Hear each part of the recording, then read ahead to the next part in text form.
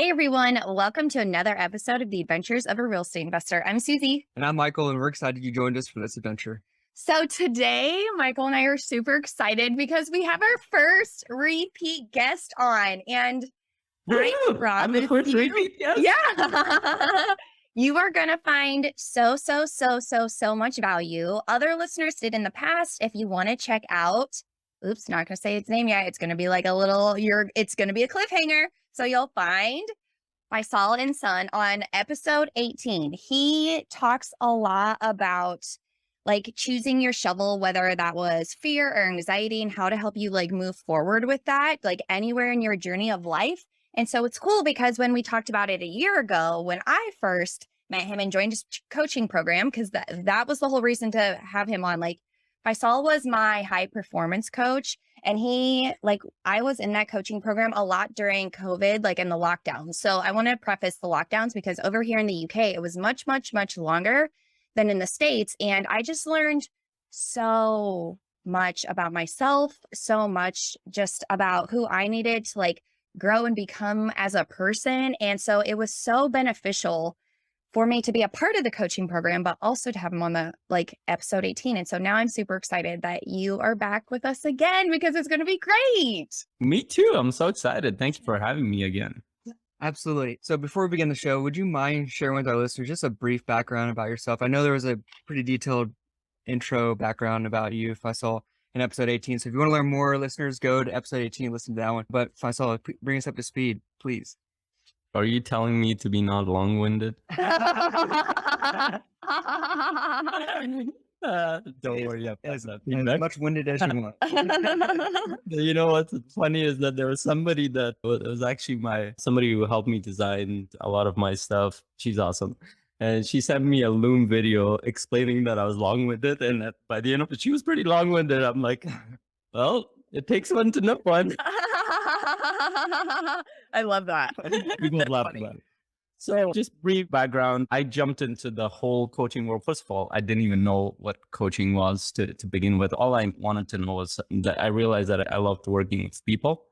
And a lot of it started with me just struggling with my own path, just trying to figure out who I was in the mix of, there's this quote that I always love, is that who were you before the world got its hands on? And it really had a profound effect on me. It's like, who was I? And my journey has been just a rediscovery of that self. And where that you want to call that your core, your soul, your child self, whatever you want to call it, it's everybody has it inside of themselves. It's when we are put in a specific environment, we tend to adapt to that environment and we let go of a lot of aspects of who we naturally and authentically are. And a lot of people that I've worked with, it's that journey back to themselves. And along the way, they discover their passion, their purpose, their vision for their life, how they want to contribute. And that's been my journey. And along the way, as I've discovered, I realized I love working with people to take them on that journey and supporting them to figure out their purpose, figure out their path, their vision, their potential, and along the way, contribute greatly in the world. And I've been on this journey for 7+ years at this point. It took me from jumping out of my job, burning all the bridges, to building a couple of businesses along the way, but more importantly, learning a lot from some incredible people, from my clients to business partners to amazing people from around the world that I continue to learn from consistently. So was that short or was that too long? That's perfect. Well, since the last time you've been on in the last year, like what has changed for you in your business around just coaching in general? Oh my, there's so much that has changed. So the one thing I've learned, whether it's my clients or myself, we tend to change every a few months. Yeah. It's never this oh, I'm the same person as I was last year or even 6 months ago, 3 months ago.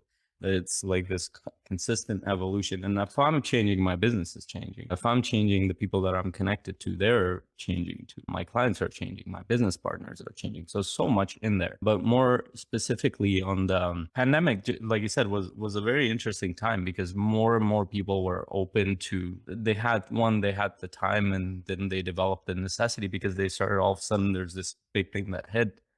And they're like, they started questioning a lot of things about their life, their path, their business, many in very positive ways, especially investors, multifamily investors that I've worked with primarily. And they started discovering that they actually enjoyed being at home with their family.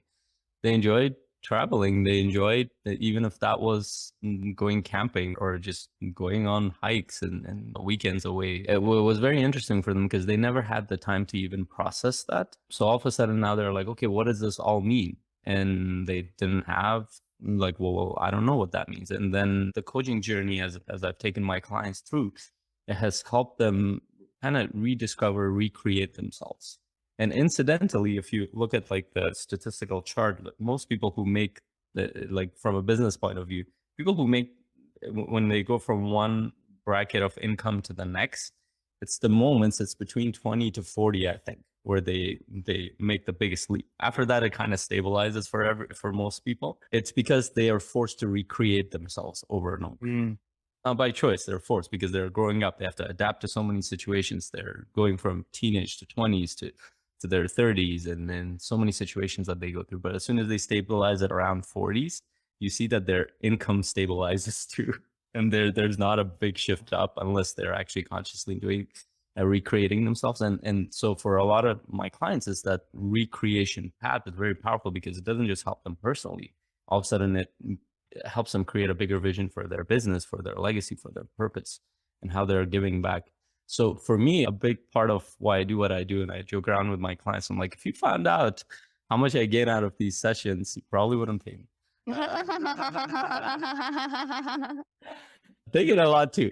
So for me, it's been an incredible journey just watching my clients, but also I have a team, business partners, and my vision has gotten bigger. My purpose has gotten more specific, and I've literally doubled down in the past few months on both of my businesses. I reinvested a lot of my money into so many programs because I realized, one, there's the changing times. A lot of times when the economy changes like this, when there's potential recession and market crash and all sorts of things that might be forecasted, people go into contraction. But what a lot of people don't realize that's where opportunity is too in these times, because people are so scared. And it's the few who take advantage of it. Those are the ones who are able to kind of deal with that internally. They're able to consciously look and see there are actually a lot of opportunities. And so for me, I have completely revamped a lot of the things, and I'm in the process of doing that. And part of that is, I got sick and tired of just being in front of Zoom for 2 years. No one did. As much as I love my work, I want to meet people in person. And I've already started doing that. And just that we were talking about it before, I was in Europe for a few weeks. It was challenging, but I did meet a lot of people. It's very interesting North America has a very different perspective on COVID than when you go to Europe. Totally. It is a whole different world. Yeah. Two different pandemics, it feels like. Two different pandemics. It's like, this is very odd. It's just perception. Everything is different. So when I come back and I've gone twice during pandemic to Europe. Last time I went at the height of it, I think it was the end of 2020. I was in London and Sweden, and London was more locked down compared to Sweden. It's as if it didn't exist. Yeah. There, my sister lives there. We're walking around like, should we be walking around like this? We were told not to do any of this shit. Yeah, right. So it was interesting. Now, as I went back to see people, I was in Estonia at the Mind Valley Super Coach event, around 500 plus coaches and influencers, business owners, and people are very open to seeing each other. People are open to they've gone through 2 years of trying to make sense of the world, trying to make sense of their life, business, but they're ready to reconnect and create something different. Especially those who are open to growth, I think. And so for me, my path is taking me more towards that. So I'm actually doing quite a few events. Much of my efforts are going towards collaborating with other influencers and coaches. I'm actually doing a multifamily event with a few Ian's Nelson. I think he's been on your podcast too. He's my client, but also I'm collaborating with him and his team. We're doing an event in Colorado in October, Denver. Pay it forward. Paid forward, yes. So That's we're collaborating on that together, and I'm doing more of the mindset stuff, and him and his team, they're doing the multifamily. We're also collaborating on the other end too. There's a lot of stuff coming up on the back end of it. So we're working through that. And I'm doing an event in Toronto for 1 day. It's a 1 day boot camp. It's with a real estate broker. And I'm doing a 7-day retreat in Thailand in February. So for me, it's just this kind of pull to go see people. And when I say people, for me, it's mostly leaders who are wanting to create some kind of change, whether it's in their family, their community, their organization, to see, well, how do we make sense of what just all this crazy stuff that just happened, and how do we deal with the consequences of what just happened in our lives, in our communities, in the bigger world of business and everything. And a lot of it comes down to personal leadership and ownership and your vision for yourself, for your company or organization, for your family. It comes down to that stuff, because if you're not clear about that stuff, more than likely you will be pulled into somebody else's idea of what that is, how you should act and what you should do, versus your own conviction around what you should do. So I'm excited to go out there and really serve people, just be around people, connect with people in person. And that's what I'm excited about. And that's what I'm working towards more and more. That's awesome. Throughout this whole thing, the only thing I could think of was this quote that, everything in life, the only thing constant in life is that everything always changes. And I love that quote because it reminds me that don't resist change, because when you resist change, then you end growing, right? And so I feel like it's a human nature thing to resist change because it takes you outside of your comfort zone. And to be comfortable doesn't require a lot of effort and a lot of energy. But which makes sense, right? Because you're trying to, evolutionary speaking, whatever. I'm not going to get into all the details, but I'm sure you have a lot of clients that come on and they are scared of change or they resist change. What is something that you tell them, or how do you help them cope with that in order to embrace the change and knowing that, their biggest dreams lie on the other side of growth there? Yeah, I love that. That's a very powerful thought. And change is such a paradox for human beings, because on the one hand, our brain doesn't want us to change too much because, like I said, it's that comfort area, because anything we want to do that could potentially put us at risk is like, don't do that. Even something like working out is like, that could potentially hurt you. Or something like going outside of your comfort area, your hometown, or doing anything that's outside of what you know, it sends alarms in our nervous system. And so a lot of people resist that. But paradoxically, like I said, the other side of it is that we need change. And we're an aspect of nature. Nature doesn't stay. I mean, the only thing that's constant is change. And in the universe and nature, and we go through cycles, but it's consistent changes that happen. Our body goes through changes. Our thought process goes through changes. Our family structure goes through changes. Organizations, economy, everything goes through changes. It's a reality, the most important reality that we need to face. Now, when you say, what do you tell them? I'm sure Susie remembers this. I don't tell people anything, to be honest. Yeah. It's more about me helping them kind of discover, asking the questions that help them lead towards their own answers, and the answers that feels aligned with them. In fact, we actually have a multiple conversation with the one specific one. I think Susie, maybe you remember it. We went through the human drive for change. And ultimately, every human being has to decide what their level of adaptability to change is. There are people who can be high risk tolerance, people who are lower risk tolerance. And these are not like static things. You can choose and you can train yourself to adapt to different situations. But ultimately, everybody has to make the decision. Now, the problem is that we're not taught how to explore those things. And on top of that, exploring yourself leads you to a level, but at some point you will stop. You need an external source to get you to go a little bit deeper, because we all have blind spots, including me. That's why I need a coach. I need multiple coaches. In fact, I have a coach pretty much in every area right now. Literally every area of my life, from relationship, high performance, sales coach, business coach. I have them all because I know the value of that. I know that there are a lot. I know what I know. Past that, I don't know. And there are a lot of things in terms of the positive and the negative that can come. But ultimately, roundabout answer, I don't actually tell people anything around that stuff. I will share perspective. But ultimately, what I like to do is help people go deeper and understand what is important to them in terms of change. How do they adapt to change in their life? And how do they want to adapt to change? Do they want to take more risks? Do they not? And that all depends on their vision, on their purpose. So what you find is the bigger the vision, the bigger the purpose, and bigger not doesn't necessarily mean in terms of quantity for them, whatever relative to their experience. The higher those things get, the more the necessity goes up. And we know this through research that as necessity goes up, people are more inclined to take bigger risks, calculated, but bigger risks. And they're able to adapt to different changes, whether it's changes that come to them or changes that they actually create in their life. And that's the other side of it.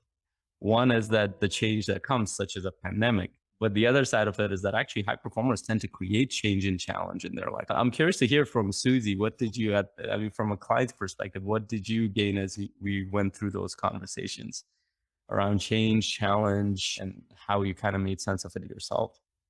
So the biggest thing for me was like when it came to change, right? Because like change over here for me was, okay, I am now in a pandemic where we're in lockdown, so I'm not around people anymore. Like, how do I adapt to that? And going through the motions, and I remember one question specifically that really like changed it all. I was like, you know what?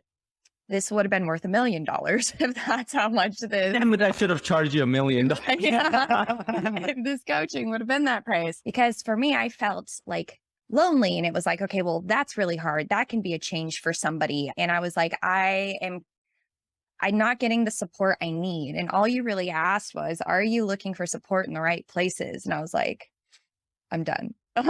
You know, like I was like, done. yeah, I don't know why she kept showing up after that. No, because I wasn't. And like that was one big thing. And I bring this up in the change sense because it gave me an entire mindset shift to look for whether that is support, whether that is like another coach, whether that is a business venture in different places, right? Like whether that was, you know, like what is my love language? Has that changed? Like it made me think so much differently about like all I need to do, as you're mentioning earlier, is like open up some of those blind spots to be open to looking for the answer in places that I least expected in, which is really difficult to do. But with that, even just to like bring this in with coaching, what it also made me realize was that so many people like don't want to put up the money for coaching. But like I said earlier, like that one question and answer that came upon myself, because you had mentioned that too. It's just like the rhetorical questions that you ask back that make us think like, wow, it was in there the whole time. I just never thought about it. But that made me realize that like in-person events, like because I didn't get them over here, were huge for me and worth the cost really no matter what they were, because that's how I filled my cup. So like from that standpoint, I think we need to think about like who we are as people. What does filling your cup look like? Because it might be different from what you thought it was, but like actually realizing that, because I think so many of us are running on like a half tank, like thinking that they can get by. But like once you fill your cup, it stays full. Well, I mean, for me, for quite some time, right? Like, and I can work better and I can live better and I can laugh better and I can love better, like all of these things. But like going at half full to me didn't ever work because you're not really happy in that space. And so for change, like to bring it all back together, like what I learned from it with change and adapting is that it's really just being open to knowing that your cup can be completely full all of the time. And like when you do need to refill it, it's actually very easy and you can do it quickly. Like that was huge for me. I love that. That makes me very happy. Thank you for sharing that, Susie. And it's the idea of, and this is the two sides of it. On the one side, we have like I kind of categorize our emotions in two sides. We have survival emotions, we have growth emotions. So and they're not negative and positive. We were taught to think of emotions as negative and positive. They do specific things. Survival emotions are fear, anger, anxiousness, anxiety, all sorts of emotions like that. Growth emotions are more joy, peace, happiness, and connection, these kind of emotions. So they both have functions in our system. They're not negative or positive. You need fear. If you didn't have fear walking through the woods and you didn't understand that didn't pay attention to a bear coming from the other side, you're screwed. So that fear is a good thing to have. If you're walking around with somebody and there's a bus coming towards you or something, the fear keeps you intact. It has a function. It's not even fear, more of an awareness, but it connects to those emotions. And then the other side of it, the emotions that we need to grow, that's why I call them growth emotions. So a lot of people think that I need to think logically. No, humans are emotional beings. We use logic, but our decisions are all emotional in nature. Whether you either are at a state of calm, peace, excitement, joy, or fear, anger, frustration, all that stuff. So when you make a decision, especially related to business, especially related to like creating something, to your personal life, how you connect with people, if you're using survival emotions to make those decisions, more than likely it's going the wrong direction. Because in survival emotions, you're engaging the different part of your brain, limbic system. It's a closed off system. You can only see a few things. With growth emotions, when your cup is full, as Susie says, you tend to be much more open. You tend to be much more curious. Yeah. You tend to want to spend time with people. You tend to want to connect. It naturally generates ideas. It naturally gets you to move. It naturally gets you to explore. And for people who are able to do this, we're able to put a pause or process their survival emotions and move towards more of the growth emotions. Not suppress them, but process them and understand that, hey, my growth is on this side. Then they tend to have a better ability to navigate changes. So they will still feel fear, they will still feel anger, they will still feel frustration, but they will process it. And then they will ask themselves, Susie had a really good thing. She kept saying that over and over every time she would come on the call. Does this serve me? Mm-hmm. And just that one question can switch them towards the growth side of things. And it can be very powerful. It can be the difference between suffering and happiness, adventure and being in a fetal position. Yeah, totally. So I want to share a quick story. So just in relation to change, because for me, I had a huge change and it's very interesting for me. And both my wife and I, so I was telling the story, we went to Europe a few weeks back and we were there for about 3 weeks. So it was supposed to be a 1.5-month trip, but we cut it short. Lots of challenges. We all need to learn to travel after 2 years. So not blaming anybody, but the airlines, including us, it was a mess. But on top of that, lots of things happened. Our kids got sick. So we dealt with lots of challenges during the travels. And there were lots of good experiences too. By good, I mean positive experiences in the sense that we were happy, we were connected, we were joyful, even within the challenges of all our times. We came back. We took a deep breath. They're like, I'm glad I'm back. But as we look back, it was very interesting in retrospect. As we look back, something changed within us. Something, and especially like it literally happened like this past week. We were doing our planning for the next. We have a big calendar in our kitchen. My wife and I, we were putting down. She's going into an event. I'm doing a few events. I'm going to a few events. So pretty much out of the next 6 months, we were traveling at 2.5 months. And we're looking at each other. This traveling, as challenging as it was, it did bring us closer as a family. We did learn a lot of things, and we learned a lot of things to do and a lot not to do. And our kids were pretty happy. So why are we staying in one place? Yeah. And so we kind of made a decision. We're actually letting go of our home. And we're putting all our stuff in my mother-in-law's place. Most people don't know this, so I'm announcing this the first time here. Yeah. My family members don't even know.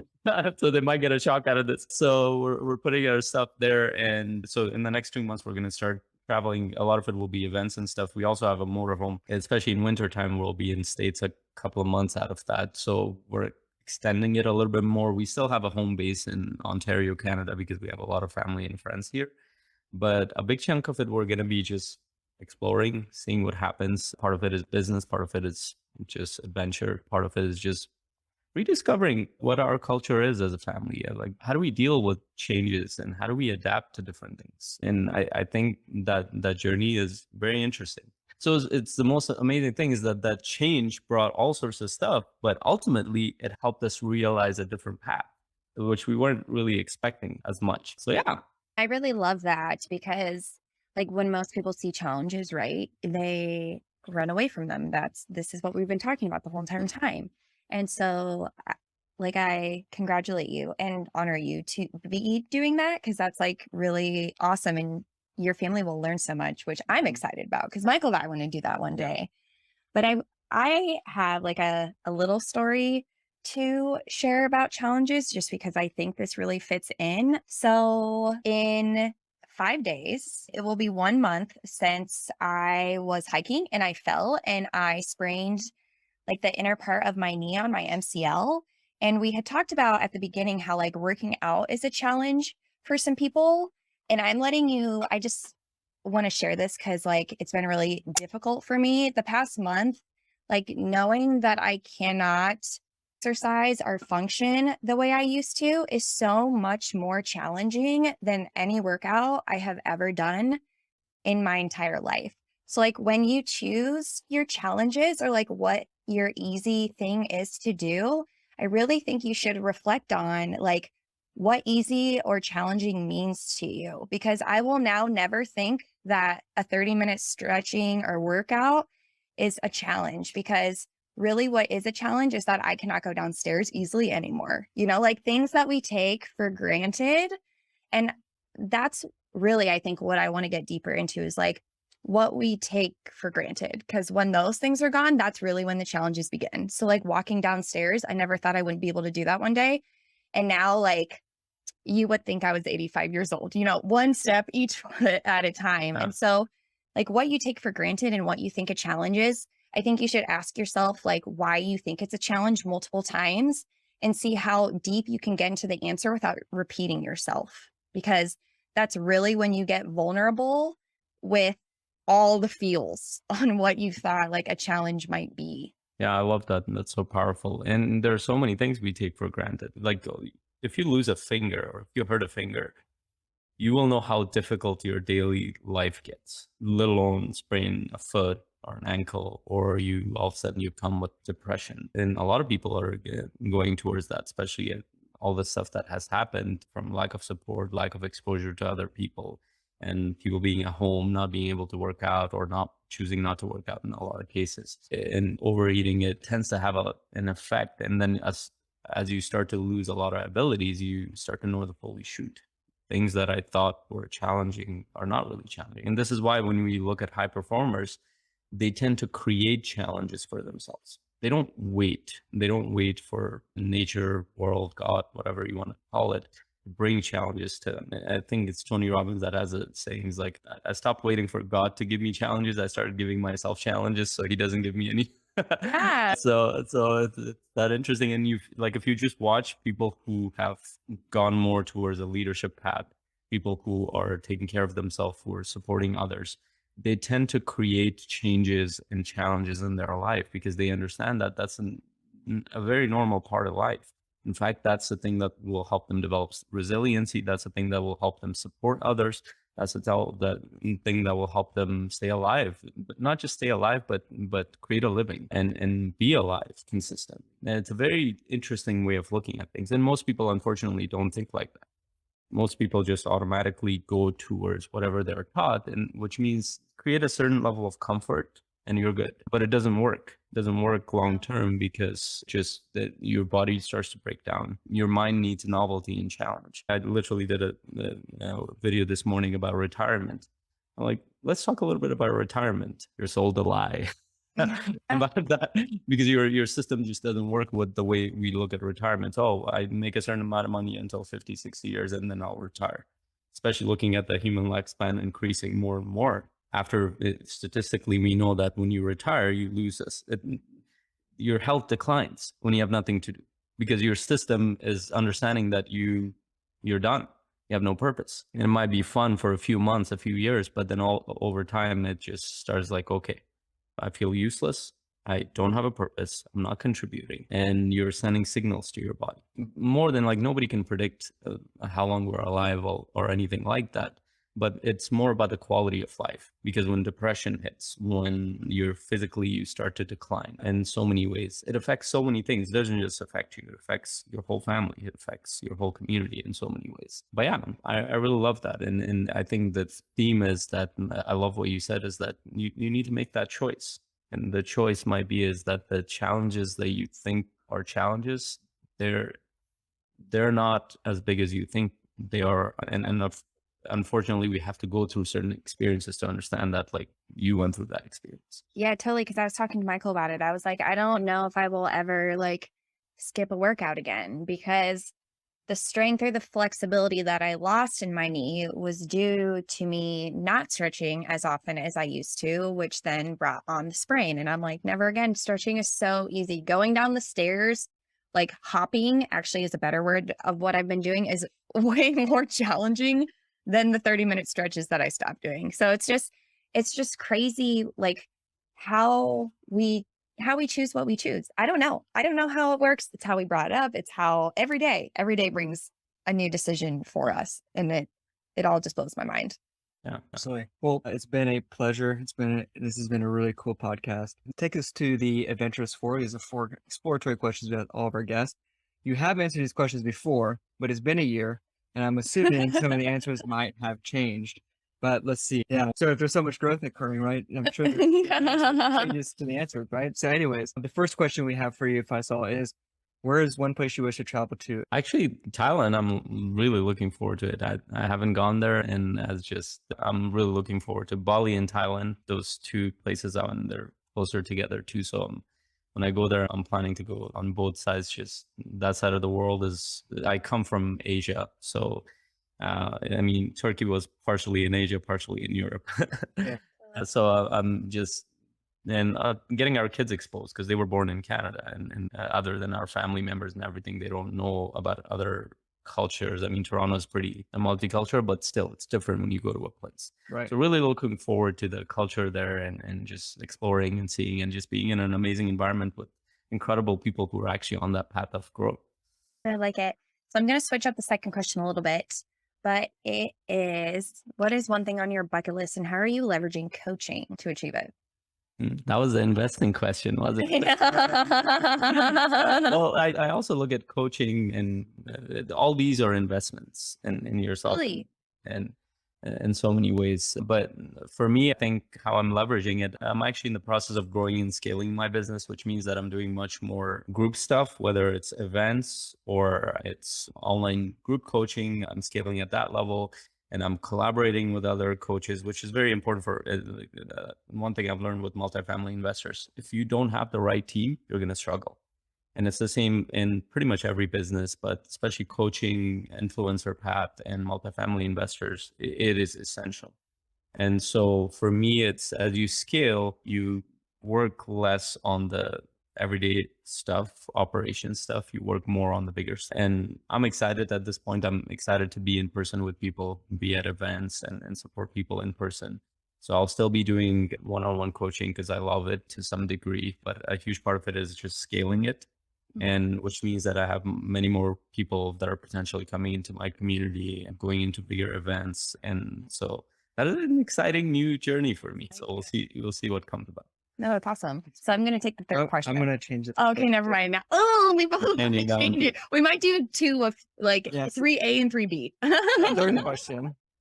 Third question I have for you, Faisal, and we're changing this up again, is what is one piece of advice you have for someone who wants to start looking at coaching or to get involved in coaching? But I want to add to that. Can I add to it? Because I was going to do the same thing. Okay. So I want to, like, society has created, like an introvert and an extrovert. So although I don't like those words, what is one piece of advice you have for somebody who is like, oh my gosh, I don't know if I'm ready for a community? Whereas there's the other side where somebody's like, I have a community, although they might not serve that individual's needs. Why would I need a coaching one? Does that make sense? Yeah, it does. It Okay, does. cool. Thank you. I love these questions.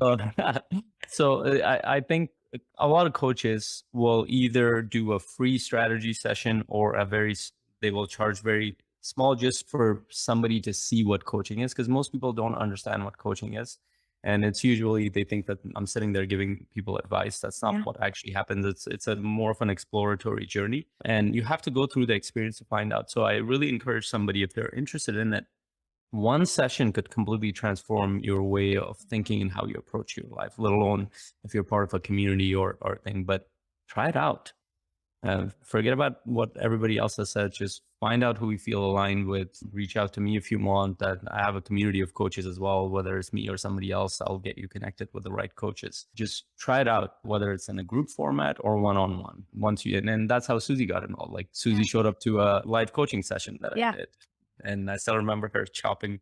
I still remember that they were chopping at something. Yeah, I was making dinner. You were asking a lot of questions. Yeah. I was like, oh, I want Susie to be part of this community.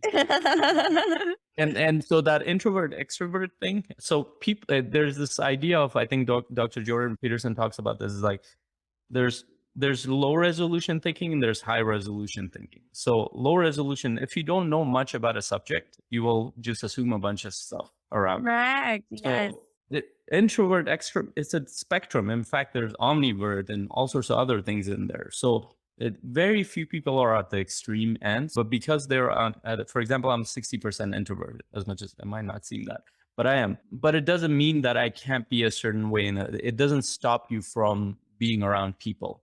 I think it comes down to, are you in the right community that feels aligned with you? Because if people accept you for who you are and they support your growth at that level, I guarantee you will go in there and you will be excited. You will gain energy out of it. You will still need your alone time if you're an introvert, but you will still be excited to be around them. But if you're around the wrong community, which a lot of people might be, you will feel disconnected. You will tell yourself, oh, I'm an introvert. I can't be around people. I don't want to be around people, because you don't feel understood. You don't feel accepted. You don't feel supported. It's a thing, but it's not a thing that boxes you in. You can move through that spectrum. You can grow. You can do a lot of things within that. So a lot of people use it as a way to kind of limit themselves. It's similar to almost every client I talk to, like I feel like I have ADHD. ADD. I'm like, have you been diagnosed? Like, no, I self-diagnosed. Everybody self-diagnoses these days. But they have no idea what that means. And then like, they will say, well, I've gained a lot of weight. I think I have thyroid issue. I'm like, have you gotten that checked? No. They've self-diagnosed and they've accepted the fact that they're in it's a medical perspective that they don't have. But they've given themselves, similar to the psychological side. Don't limit yourself. That's all I will say, based on a personality disposition that you might have. Yeah. And I want to even add to that, because like it's huge. It's huge. It's huge. Like before Michael and I got into real estate investing, I would not have even had time to think about coaching. Like, so when I went into it, I was still nervous. I would, like, this is brand new. I don't know what to do. And even if you feel out of place for like the first couple sessions, I wish I could really like put words to all these amazing feelings that I have about it. It's just worth any sort of patience, because it will be brand new, or it could be brand new. And with anything brand new, like even with your first couple times, you still might have that scared feeling deep inside, even though you've told yourself that you don't. Like, you still might have that inside. But once you allow yourself to be like, okay, the people who are also in this with me, like, are gaining so much out of this. Like, let's look at it in a brand new lens. Like, your life changes. Like, I 100% believe in that. Yeah, me too. I've gone through the process too. And I'll give one caveat, because coaching is such a booming industry and it's not standardized. There's no regulations around it.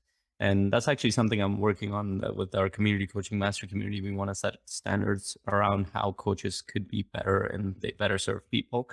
Because we're essentially, coaches now are pioneers of the field. It didn't exist a few years. And so you find that a lot of people are going into it. Not everybody they might go for it because of a business or because they think that that's coaching and they had their own conception of it. But there are very actually key principles of coaching that you could learn it on your own, or you could learn it in a certification or from a mentor or from another coach, that if you're not applying some of those things, then it becomes a lot about advice giving. And I've run into clients have come to me and they're very standoffish. And when I find out, they're like, oh, I went through a coaching experience and it wasn't that great. And then I asked them what that was like. And I'm like, oh, that's not coaching. That was just mentorship and that was just advice. So then I have to take them through an experience for them to see what it actually is. And then when they see it, it's like, oh, this is so different. Yeah. Which I love. So that would be a caveat. How you find out about that? Connect with coaches who are actually have been doing this and who are connected to the coaching community, just like investors. Like you wouldn't want to talk to an investor that nobody knows about. They're connected to the rest of the investors. They are part of stuff. You want to know that they're doing stuff. They're connected. They're part of the industry. They're getting feedback. It's not just some random coach alone. I'm not saying that those coaches don't exist who are really good and they are in their own corner. But I'm saying it's much more likely that a coach that will be able to support you is a coach that's more connected to the coaching community and world. Yeah, totally. And if you are interested in connecting with Faisal, you have to wait until the end of the episode to find out where to get a hold of him, because we still have one more question left, which is, Yay! yeah, right. If you had unlimited resources available to you, how would you leave an impact? Limited resources. Oh, unlimited. Sorry. I Yep. thought you said No, I messed. unlimited resources. I think I'd be doing the same thing that I'm doing right now, just at a bigger scale. And that's what I'm working towards. Is for me, I think the most, especially the pandemic taught me a lot in terms of how, if anything, we know for sure is that our leaders failed everybody. Like every corner of the world, and like we know that they didn't know what they were doing, but they weren't vulnerable enough to say that I don't know what I'm doing. They basically made up a bunch of stories. And I think leadership makes a huge difference in families and communities and organizations in the world. So my goal, it doesn't matter what organization, what family, what community is, whether I'm working with parents, whether I'm working with CEOs, whether I'm working with an athlete, whatever it might be, or multifamily real estate investors. My goal is to help them understand that the sense of ownership and responsibility that comes with being at a level of awareness. It's not like this thing about, oh my God, I am this big thing to do stuff. No, you don't need to take yourself seriously to be a real leader. You just need to understand that there are a lot of people relying on you. And there's a level of integrity and congruency that comes into the picture that is very, very hard to practice, include for me too. And that requires consistent work. That requires consistent looking at your own shit, looking at what your biases are, and not dumping it all over your family, your community, the world, and making it seem like it's objective truth or anything like that. So for me, my goal is to help leaders understand that, be a little bit more humble, but understand that there's a lot of power that you have, that you can leverage for good, or you can leverage to take people in the wrong direction. And that influence can be very powerful. And unfortunately, a lot of people develop influence because of the context, circumstances, as Elon Musk pointed out. He's like, he was talking about possible recession. He's like, there's money that has been raining on a lot of fools. It's like, maybe this recession is needed. So a lot of people have power and influence, but they're not using it the right way in every part of the world. So my goal is to, one, support those leaders, to actually build communities that hold these leaders accountable, but everybody is being empowered to be leaders in their own right, to support each other, collaborate, and move forward, create something, not because somebody told you so, but because we've all come to a decision that makes sense for the community, for the organization, and all sorts of things. So I'd be doing the same exact thing, just at probably a bigger scale. No, and I like that, and especially like how you talked about leaders being vulnerable, because that's hard for anyone, but to become like a great leader, you need to be vulnerable. So thank you. That was like, I was like, oh, that was a great reminder, even just as a normal human. We're all normal. Like at some point it gets in our head that we're leaders and we should be different. No, we need to show the humans, and people know this. Like people have a very good bullshit radar. They just don't acknowledge it. Yeah. It's like they will go and listen to somebody. Like think about sitting in a sales conversation with somebody who's like a sleazy person, or a leader, a politician talking, who you know is not practicing what he's saying. You know that it's bullshit, but you still buy it because you hear it over and over and over and over. And news agencies, marketing agencies, they all know that. All they have to do is put it in front of you a few times, scare you a few times, and then you'll believe it. Which is a bummer. Unfortunately. So thank you so much, Faisal. Before we end the show, would you mind sharing with the listeners how they can best get a hold of you? Yes. So the main place is my name. I think it will show somewhere, Ensaun.com. And you can go to my website. You can book an intro call with me. I don't charge for that. It's 30 minutes. Just if you wanted to explore what coaching means to you. to you, even if it's not for you to come to me. Like I said, I have access to a large community of coaches. I support coaches too. I can get you connected with the right coach, and definitely sign up to the newsletter. I'll share another link with you guys too. I have multiple events coming up. So one coaching session is one thing, but if you go through an intensive program, whether it's a retreat or a multiple day, it can really kind of change your paradigm around how you think and manage your life. But more importantly, being around the right people can completely transform you. Around the right community of people who are thinking at your level, all of a sudden you realize, holy shoot, where have all these people been all my life? Because this is my people. And all of a sudden you find out that, oh, you're more of an extrovert than you thought you were, or you're more of an introvert than you thought you were, because all of a sudden you become much more introspective about a lot of the stuff. So I definitely recommend to join us. I'll share one of the links. So our retreat link is ready. I'll share that with Susie. It's just, so we're doing a webinar, I think on the 27th for that. So just join us in there. I would add value similar to what I did with you, Susie. We will be doing a vision building, but also we'll share the details of the webinar. It's limited spots for all these events. If you feel like it feels aligned, then join us. I'd love to meet you in person and grow together. Yeah. And please, if anything, like, please just book a introductory call, because like Faisal said, like, if the match isn't there, he will guide you in the right direction, because that's the whole point also, is to like, for Faisal to be vulnerable and be like, you know what, like, I don't know for a good match, but I think you'd be a great match with this coach over here. And that's huge, right? Most people want to just gobble it up and be like, no, I think you're a good fit because I'll get paid. No. Like, Faisal will never do that to you, never in a million years. So please, if anything, please book that call and definitely look into his events, because I was not fortunate enough to be able to attend any yet, but one day. You will be. Yeah, no, I will be. And so thank you again for joining us. It's truly been a pleasure today. Yeah, it's been an honor. Thank you both for such an amazing conversation, fun conversation. Absolutely. So until next time, explore more, adventure awaits.